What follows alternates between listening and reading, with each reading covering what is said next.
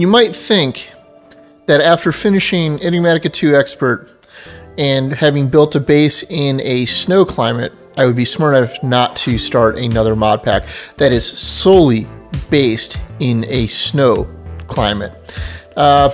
This was not ideal, and I'm filming during the winter, and there's actual snow outside. I have made some very poor decisions with my life, folks. Hello everybody, I'm Martin. Welcome to another episode of Glacial Awakening. And today, we're going to do the thing I mentioned last week and finally make the Nuclearcraft Fission Reactor. I did some mining in between and got some more ore, as well as just getting some more passively in from my laser base, which is now up to 4 lasers. So it's coming in significantly faster, although it's still fairly slow in the scheme of things. You might also notice there's 3 panels now behind me where my AE2 controls are, because I went and put the interface terminal in because I forgot to do this beforehand. And this just lets you actually interface with all of your ME interfaces to be able to put recipes in and out straight from here. You know, you would have thought I would have remembered to do this after, I don't know, the 10th or so time I ran down to the basement to go plug a new recipe in. Nope. I should add an anvil up here probably so I can rename my interfaces more quickly. But if Enigmatica 2 Expert was anything to go by, I'm not going to do that. And we will be very confused much later down the line. I am not a very organized person. Anyways, I'm just going to put the reactor down here in the basement where the floor is 1 level too high to cleanly do this. But we're going to just live with this until I clean up this room as a whole and wipe everything out down here and maybe make it a little more habitable. But for now, this will have to do. But we probably should talk about what goes into making a Nuclearcraft Fission Reactor. And the first step you should do is go to the website leu-235-com, which is one of the basic fuel types for Nuclearcraft reactors. And this website will help you lay out your reactor. You basically pick which fuel type you want to use, which size reactor you want, which mod pack you're playing, if it's one of the ones that's tweaked it like Enigmatica, which this is not, and then you just tell it to run, and it will try to create a reactor based off the materials you selected and the size you selected to give you the best stats based off of what you're trying to do. So what I've got here is one that will hopefully generate about 2500 power, will be heat negative, so there's no chance it will melt down, which is what I really care about, and involves materials that I can actually make. The core of these works a lot like extreme reactors though. You basically build a frame and then fill it up with various coolers and casings and other bits and bobs. But to make the reactor, you can see that my parts list said I needed 54 casings, which are made from basic plating and tough alloy, which isn't too bad, but you need a lot of it. And as a reminder, the tough alloy is made from lithium and ferroboron, which is steel and boron. And it uses up quite a bit. Thankfully, we had enough to make everything we needed because that added up pretty quick. And you can also make these reactor casings transparent so you can see inside them. I'm not really sure if there's a whole lot of point to that, honestly. With these reactors, I don't think there's any moving parts inside it. We then need reactor cells to put inside it as spacers between the cooling blocks. And these are just more tough alloy and glass. Then we also want some fission reactor ports.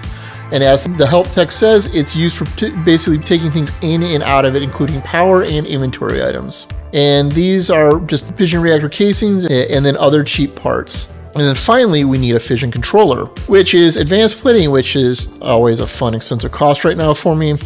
These magnesium diboride solenoids, which sound scary, but are just magnesium and boron, and not even that much of it. And then 2 nuclear furnaces, which are just more tough alloy, basically. So I used up a whole bunch of materials making a whole lot of tough alloy. So let me go slap this together and see if I've got it in the right configuration or not.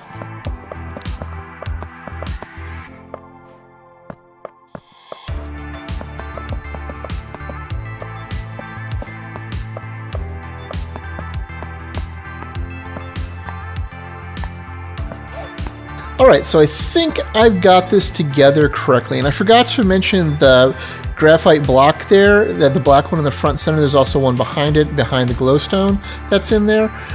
You need to add moderator blocks as well. They're not expensive, it's just coal smelted down into graphite, but it still needs to be in there. But if we come into the interface, it says I have a 3x3x3 fission reactor now.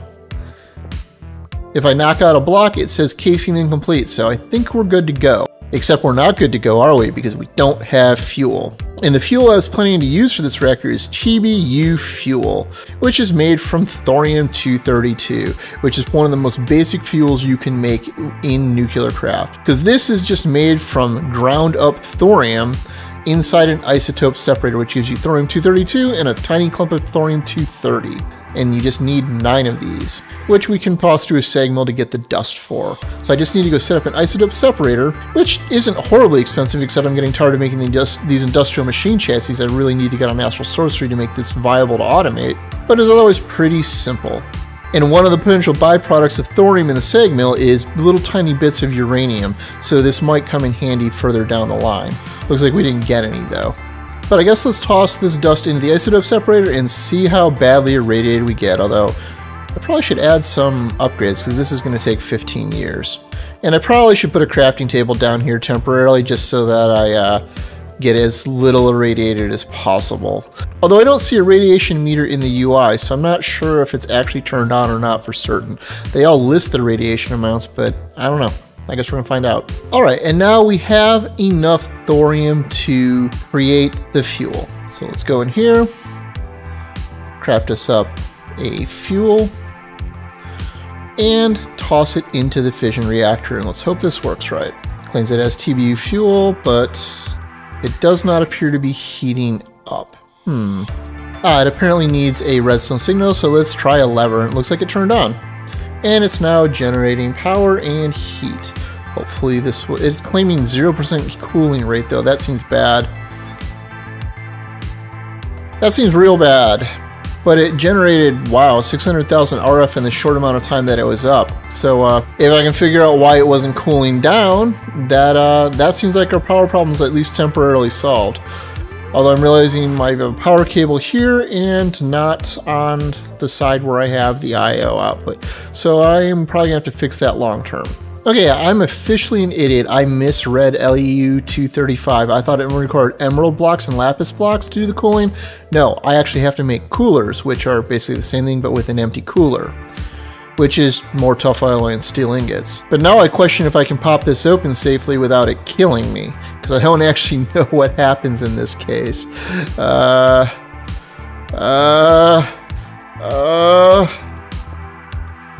I don't think I'm dying. It still mentions a lot of heat though. This whole thing makes me nervous, but I guess we're gonna go make the coolers real fast, huh? Alright, so I figured out why I didn't have the radiation meter that's now showing up on the screen in the lower right corner there. It's because to get it to show up, the configs require you have the Geiger counter made, which isn't that hard to make. It's just all stuff we've made before. But it also, by default, shows up in the lower left-hand corner overlapping with the Aura interface down there. So if you go into Mod Options, search for Nuclearcraft, go into the Config section, go into Radiation, and scroll way down until you see Radiation HUD.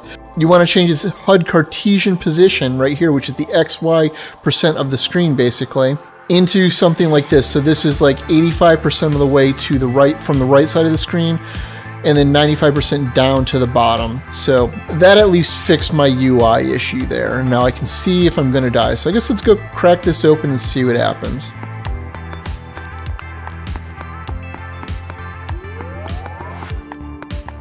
Alright, and now we can see that there is a negative heat drain and this is now emptying out. So now if I turn this back on, I shouldn't be dying. Yep, and the heat is staying off, and now we are consuming the fuel properly and filling up all our cables and battery.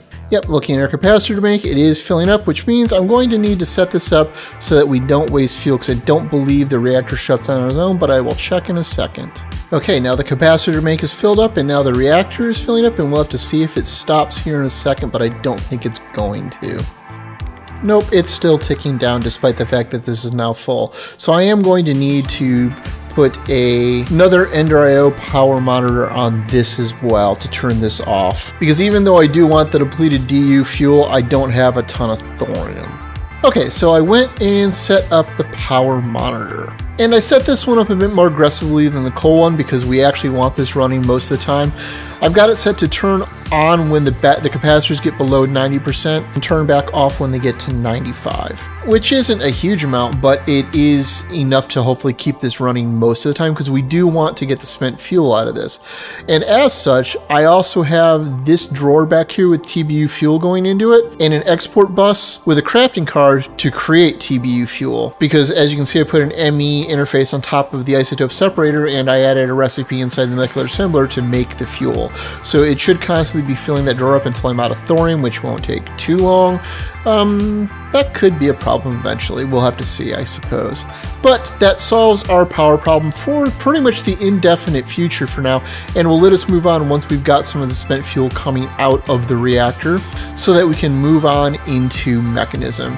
But I think we're going to have to go transition over to the magic mods while we wait for this to happen, because it's going to take a while to consume enough fuel.